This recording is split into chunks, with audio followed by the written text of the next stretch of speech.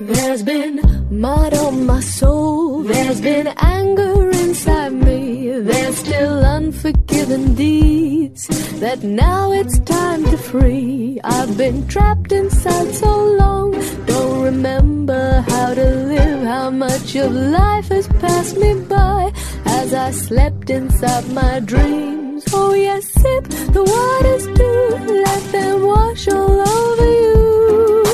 Here you are at last, free yourself from past and walk into the new. Be guided by what's true, causing no one harm, least of all. Om Namah Shivaya Gurave Sat-Chit-Anand Murtaye Nishprapanchaya Shantaya Niralambaya Tejase. Satyam Shivam Sundaram Sansar Saram Abhayankaram Dukharam Karunavataram Jyotirmayam Swayambhu Prakritistudaram Shivasmarami Jagat Swami Nirvikaram. Om Shanti. This is a short poem by William Shakespeare, sonnet number 138. Sonnet means any poem with 14 stanzas. So poet says, when my love swears that she is made up of truth, I do believe her, though I know she lies, that she might think me some untutored youth, unlearned in the world's false subtleties. So it's a story of lovers, and poet says that the one whom he loves, that lady, she says that she is made up of truth, but I know that she lies. She thinks me some untutored youth, unlearned. She feels that I am unlettered, I am unlearned, but I know I am tutored. Thus vainly thinking that she thinks me young, although she knows my days are past the best. So she tells me that I am very young, though I know that I am very old. She is lying to me, to please me. Simply I credit her false speaking tongue. On both sides thus is simple truth suppressed, but when she says that, I love that. And I want her to say that. So she is lying to me, and I also lie to her. But wherefore says she not, she is unjust, and wherefore say not, I am old? Or love's best habit is in seeming trust, and age in love loves not to have ears told. Therefore I lie with her and she with me. So the poet says that she lies with me and I lie with her. So our relationship is based on untruth. I know that she is lying when she tells that I am very young, though I am not young. And I believe her lies. I believe her untruths. Oh, love's best habit is in seeming trust. And love in age loves not to have ears told. Therefore I lie with her and she with me. And in our faults, by lies we flattered be. So poet says that we keep on flattering each other. We keep on buttering each other's ego. And we enjoy that. So our relationship is very superficial. There are many interpretations, and this is one of the most loved poems of Shakespeare. So both are loving each other, but their relationship is based on lies, untruth, flattery. Pure love is almost left behind.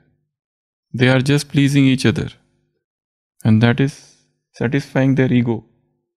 But this bond is based on dishonesty. They both know that what they are talking with each other is absolute nonsense. but they love still. And both are involved in untruth. He tells her that you are very beautiful. She knows that I am not beautiful, but she enjoys. She tells him that you are very young, and she already knows he is past his age. This bond is based on untruth. Some of the commentators say that this is a very obscure love relationship. Hazy, not clear, but it is not very strong. They are happy that we are seeing the best in each other. But the problem is, it is based on untruth and lies. So this is the story of untruth. So when God comes on earth, He tells us the story of truth, the story of Satya, the story of Satyam. He wants us to become Narayan. So Narayan is someone who is 16 celestial degree full, who is absolutely viceless, who is non-violent, who is full in all the actions, attainments and everything. So Baba comes and tells us the true story, the real story, and it is known as Satyanarayan. So nobody knows what exactly is this story, but they perform this as a sacrifice, as a custom on full moon day in India. So let us know this funny story first. The real story is hidden, but nobody knows what is the real story. So there are 4 people: mother, Leelavati, and her daughter, Kalavati, and daughter's husband, name is not known, and her Leelavati's husband. They are the 4 people. So the story is about these 4 people. So once Leelavati's husband and Kalavati's husband, they go for some business somewhere. So this Kalavati should keep some vrat of Satyanarayan, but she forgets. So because of her forgetfulness, the problem come to her husband and her father. Their boat starts sinking, or they are captured by a king. Okay, they are captured by a king. But then she remembers the story, and then they are released. So this is the story. This is the first part of the story. So now one more character is added, king. Now the second part of the story. They are returning back, her husband and her father, by boat. So in that boat, an old man comes and he asks them how much you have earned. But they don't want to reveal their goods which they have earned. So they just lie. But then they suddenly remember, this old man is none but God incarnate. And then the moment they tell lie, they both start rocking. And then they remember, oh, this is God, the old man. So there is another character now, old man. Not boatman, old man.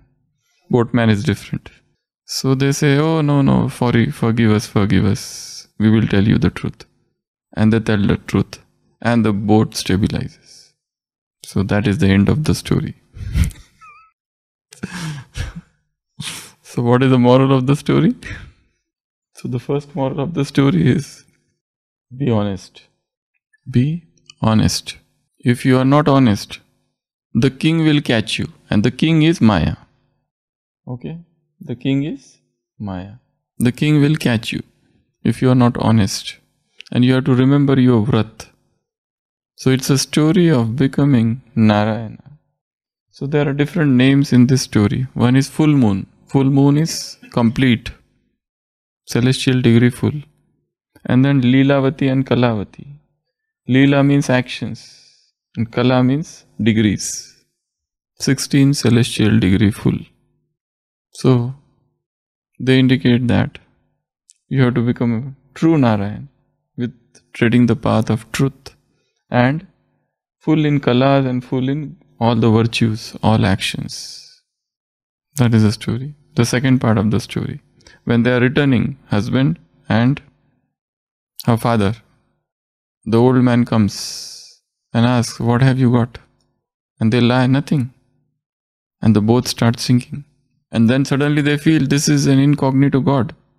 So that old man is none but Brahma. The old man is Brahma, and in whose body Shiv Baba has come. So, but he has come in incognito manner. It's very difficult to recognize God. But earlier they lied. When later on they recognize, oh, this is God. And they said, oh, no, we have got this. So if you go on the path of truth, the boat will rock, but it will not sink. And if you tread the path of untruth, the boat will sink. So that's a funny story of Satyanarayan. So in India, they keep this story at home, and after the story, prasad is distributed. Which prasad? Panchamrit. And a priest, official priest will come, he will chant some mantras. And they can have a sacrificial fire as well. And books and scriptures, they will read verses. So all these things go on. Leaves, to make that wooden. Sometimes it is different one. There is a wooden chaukhat. So many things they will use in this. And then they will perform the puja. And after that, if you perform this puja, you will get this result. This is important. That last line is important. Many dadis tell in their experience that they used to do all this. They read Ramayana, read Mahabharata. But what was the purpose? Because at the end of every story, there is one line. If you do this, this will be the result. If you do this, you will get a good husband. If you do this, you will get a good house. So, if you read Hanuman Chalisa, this is the result. Riddhi Siddhi. If you read something, this Satyanarayana Puja, you will get this. So there is a temptation behind it. And they used to keep fast as well. Very pseudo fast. So, fast. And women fold are very much involved in this Satyanarayana Puja. So forget this now. Come to the crux of the matter. So Baba says you have to become from Nar to Narayan, from Nari to Lakshmi. So this is your journey. So it is the journey from body consciousness to soul consciousness. It's a journey from body consciousness to soul consciousness. Nar indicates body consciousness. Narayana indicates soul consciousness. Kalavati, Leelavati, all those indicates that you become full of virtues. You become full of celestial degree, full. In the full moon. You should be viceless, totally pure. A pure life. So it's a journey from body consciousness to soul consciousness. That is the real Satyanarayan story. That's what Baba is narrating now at the confluence age. And he comes as an old man. He comes as an old man into an old man. And nobody recognizes him. Rather, people oppose. It's such a wonder that when God comes on earth, his entry is full of struggles and so many obstacles. It is not a smooth path. He could have come and he could have allowed himself to have grand farewell, grand welcome. But it did not happen. He comes and people oppose him, people abuse him, people reject him, people are against him, and those who follow him, they are persecuted. The buildings are set on fire. The children are made to suffer. They are abused. Domestic violence. So it's such a wonder that when God comes on earth and he establishes a small community, and that community has to suffer so much before it evolves into the world community. But that's what has happened in all the faiths. If you see, they all emerge as a small community, but they all had to undergo the period of opposition, persecution, ridicule, suppression, torture, atrocities, suffering, misery, pain. So on retrospective thinking, why this happens? This has happened and this should happen. In yesterday's Murli there was a statement, Baba knew this, yesterday's Sakar Murli, that this opposition will happen. So because of this opposition, the small community became very strong. Because of this opposition, their faith increased. Because of this opposition, their faith in truth increased. Because of this opposition, their sanskars become pure. Because of this opposition, they developed detachment from the world. All their attachment to this ephemeral world were left behind. They became more powerful. They were no more those weaker genders. They become more powerful. So, God, who is Satyam Shivam Sundaram, who is the embodiment, who is the very ocean of truth, when He comes into this world of untruth, He builds a boat. And on this boat, who boards this boat? All small quantity of people who have full faith in truth. So they recognize that old man. They recognize that old man and they remain true to that old man. The moment they are in untruth, the boat sinks. So when they maintain truth, they reach safely. So God has come now on this earth in incognito manner, in the body of an old man. In the body of an old man. And we must know, suppose I sit and take drishti from Baba, and my mind is not concentrated. But the one who is giving me drishti, is he not concentrated? He is giving me drishti. I am full of anger, hatred, for example, but he is full of love. So through these eyes of Brahma, who is peeping through those eyes? This is Brahma's eyes. Only eyes. But who is seeing through these eyes? It is not Brahma alone who is seeing.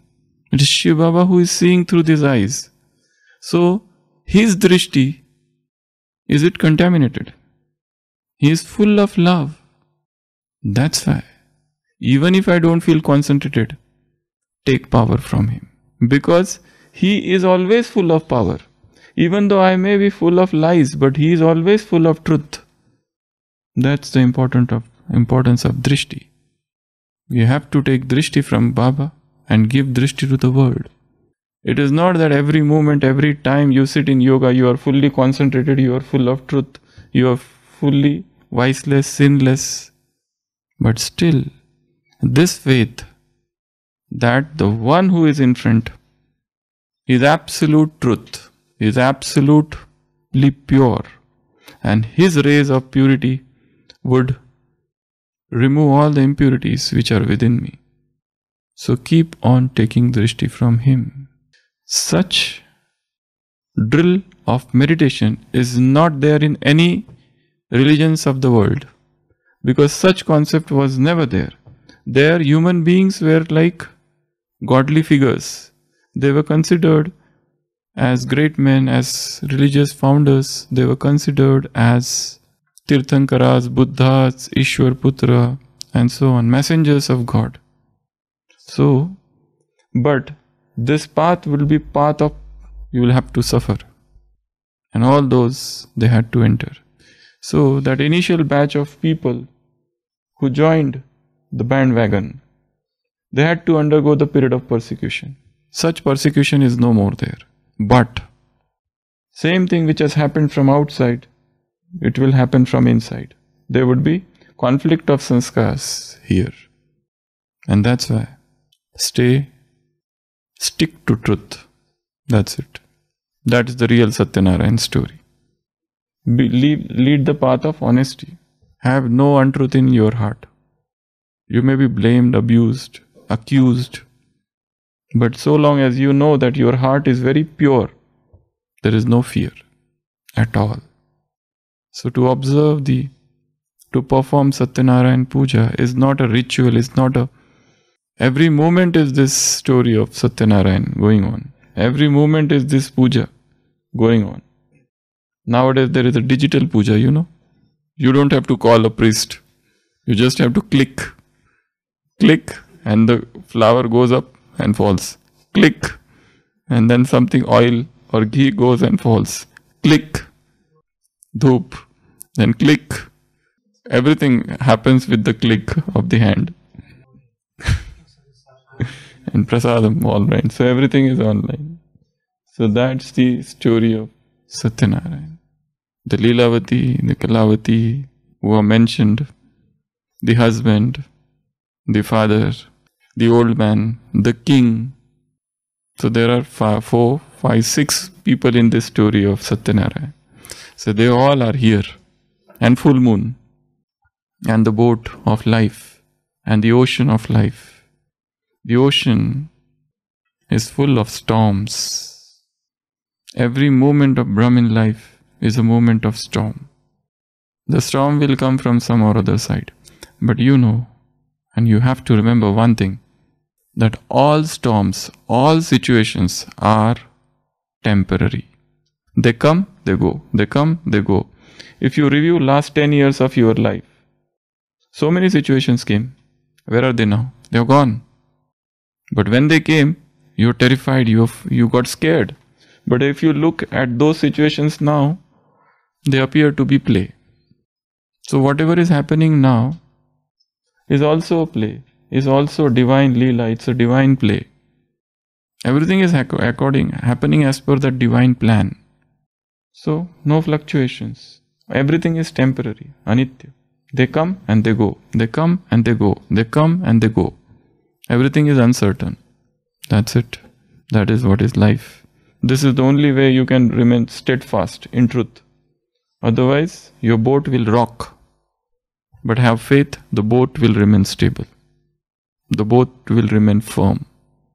So this puja of Satyanarayan should go on every moment to remain in thoughts of truth and to remember the ultimate truth is the real story of Satyanarayan. The intense desire. Because the path of truth is a very difficult path. One of the German philosophers says that man cannot live without untruth. He must lie. But then he doesn't know the real depth of life or spirituality. The real joy is in truth. Otherwise life is superficial, a fraud.